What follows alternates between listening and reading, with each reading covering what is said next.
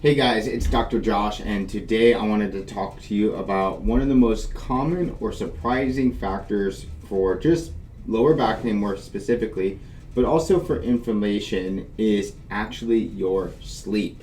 Now, a lot of people just say sleep is important, but they don't really understand how important it is. Some people also say it's not really as important, or they're one of those people that can kind of deal with 4 or 5, maybe 6, or maybe on the lower cusp of 6 hours. Now, there may be those people, but I would also urge you to try to sleep more. Now, one of the reasons is that there's this thing called IL-6 or interleukin 6, which is a global inflammatory mediator or chemical that is located not only within the spine but also within the whole bloodstream.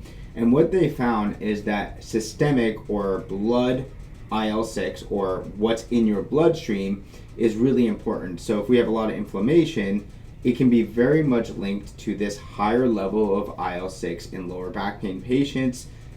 But this is really, really common in those patients who really are not sleeping well. And those people with not only a localized area of IL-6, so meaning if we have a disc herniation or a disc bulge, what we might see is that locally we would see a higher level of inflammation in that area, which makes sense. So if we cut our arm, for example, we might see a local area in this area of higher levels of inflammation, which would make sense. But we wouldn't likely see it globally through the whole type of bloodstream, right?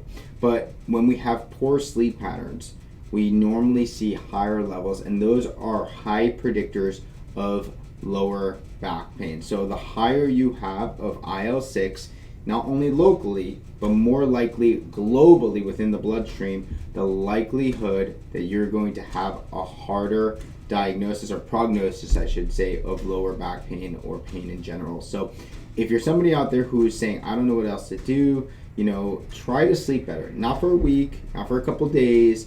Try for at least a month and see what it feels like to get an extra hour or 2 of sleep.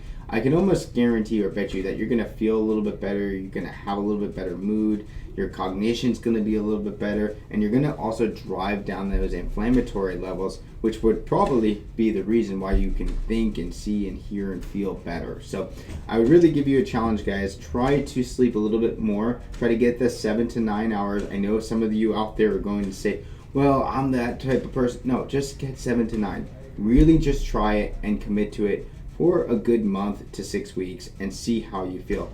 I can almost bet you'll start feeling better. So get more sleep, guys. 7 to 9 hours. It's really, really important.